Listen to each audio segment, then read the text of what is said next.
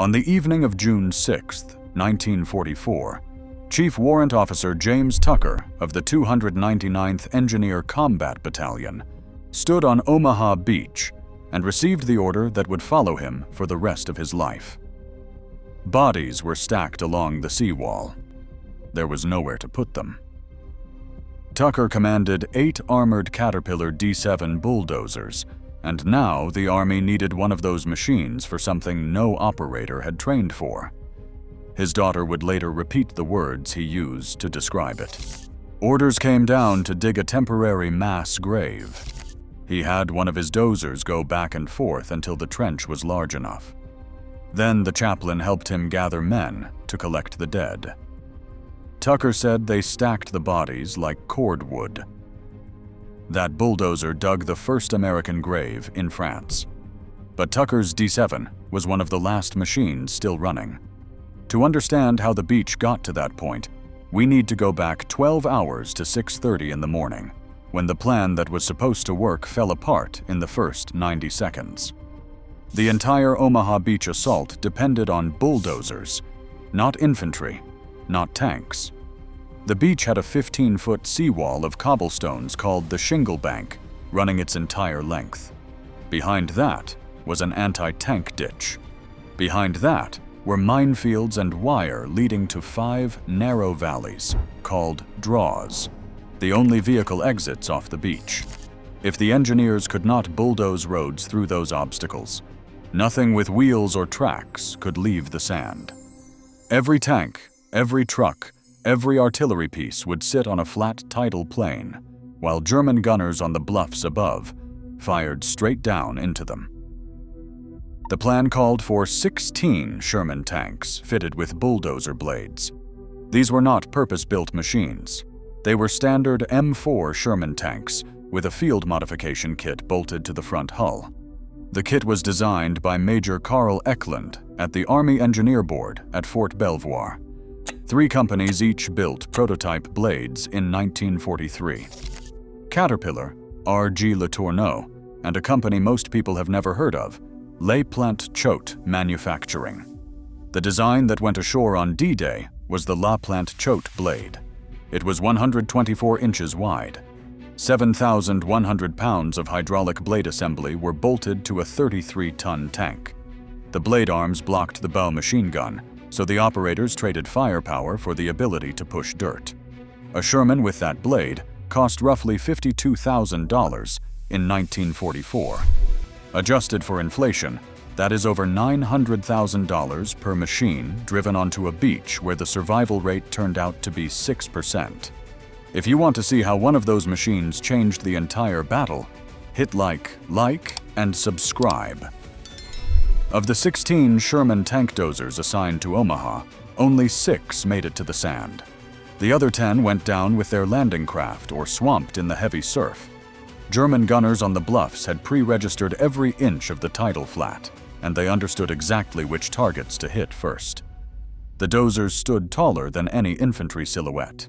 They moved at 3 miles per hour. They worked stationary at the Shingle Bank, the one fixed point where every exit attempt had to happen.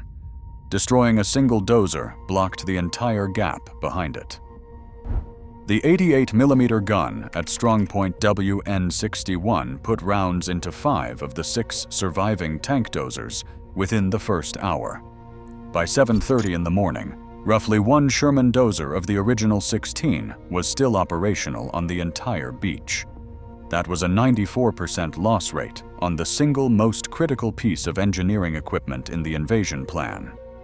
The engineers operating those machines and the unarmored Caterpillar D7s behind them paid a price that has been buried in the infantry story of D-Day ever since. The 146th and 299th Engineer Combat Battalions each lost between 34 and 41% of their original strength that morning. Their attached naval combat demolition units took 52% casualties. 175 men went in. 31 were killed, and 60 were wounded. 3 entire teams were wiped out. In a single morning on that beach, the Army issued 15 Distinguished Service Crosses, and the Navy issued 7 Navy Crosses. That is 22 of the highest combat awards below the Medal of Honor, handed out before lunch.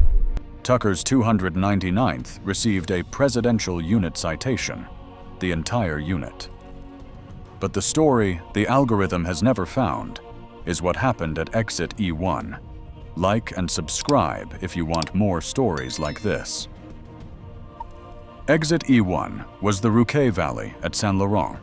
4 draws crossed Omaha Beach, and E1 was the only one that opened on June 6th. The men who opened it were not tank crews. They were 2 privates from Company C of the 37th Engineer Combat Battalion, and they had 1 unarmed Caterpillar D7 between them.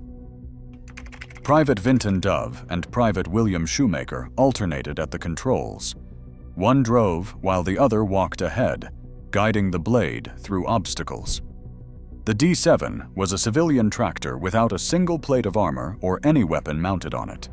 It was an 80-horsepower Caterpillar diesel, 31,870 pounds, with a top speed of 5 miles per hour. The military designation was Tractor Heavy M1. Caterpillar's Peoria assembly line produced over 20,000 D7s during the war, roughly 40% of their entire wartime tractor output. But producing them and keeping them alive on a contested beach were 2 different problems. Dove sat 8 feet above the sand in a steel seat with nothing between him and the German guns on the bluff except smoke from a burning tank dozer that had been hit earlier. That burning machine threw black smoke across the beach, and the smoke accidentally screened Dove and Shoemaker as they worked. A casualty that saved lives. They cleared a road through the shingle bank. They pulled drowned vehicles out of the surf using the drawbar of the D7s. They removed 2 roadblocks. They filled the anti-tank ditch. The Army's official history recorded it in 1 sentence. Private Vinton Dove made the first efforts to overcome these obstacles, assisted by his relief operator, Private William Shoemaker, who alternated with him in driving and guiding the Bulldozer. That single sentence describes 2 men taking turns on an unarmored tractor while artillery hit the beach every 15 to 20 minutes. A company from the 149th Engineer Combat Battalion had landed at the wrong beach exit by accident. They ended up at Exit E1 and doubled the bulldozer force that was supposed to be there. The only successful exit on the entire beach was partly the result of a navigation error. Both Dove and Shoemaker received the Distinguished Service Cross.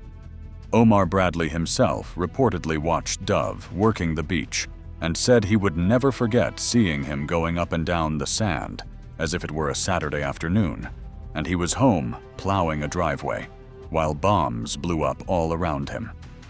Dove survived. He lived to roughly 83. Shoemaker survived, went home to Pittsburgh, and is buried at Prescott National Cemetery in Arizona. The thing Dove said about himself years later is the part that stays with you. He said he was not one of the heroes. He just did what he was told. He said he was lucky he made it across the beach. The heroes are still on the beach. He was more right than he knew. French government archaeologists from DRASSM, the Department of Underwater Archaeological Research, have now confirmed 22 armored vehicles sitting on the seafloor off Omaha Beach. At least 7 have been positively identified as Sherman DD tanks from the 741st Tank Battalion. They sit in 27 meters of water, 88 feet.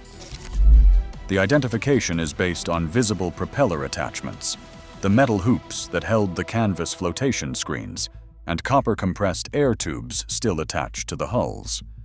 A recovered Sherman tank dozer was pulled from the D-Day seabed by French salvager Jacques LaPlant-Choate in the early 1970s and is now on display at the Musée des Épaves in Port-en-Bessin. You can stand next to a machine that went into the water on June 6, 1944, and was pulled out 3 decades later with marine corrosion still on the hull.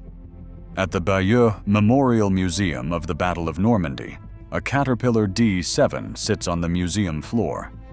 That specific machine was used by Army engineers to clear the rubble of Caen after Allied bombing flattened the city, then to build the Bayeux Bypass, the first ring road in France.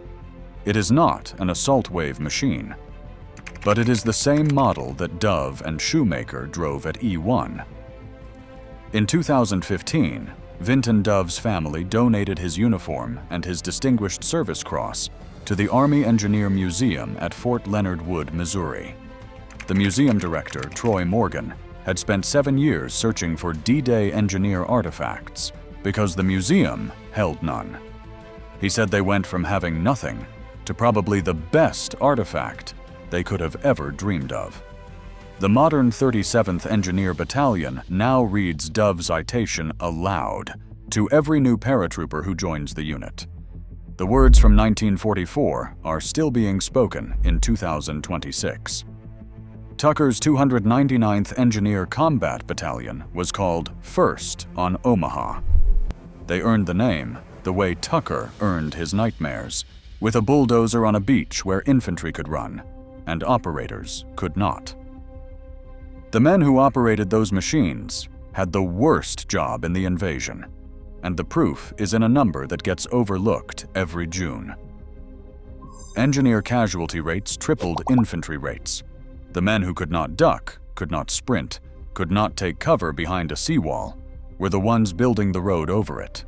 A $52,000 Sherman with a LaPlant-Choate blade. A $5,000 Caterpillar D7 with a seat 8 feet off the ground.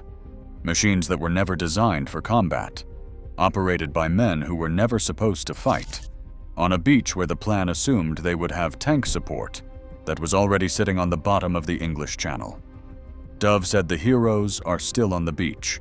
22 of them are still in the water.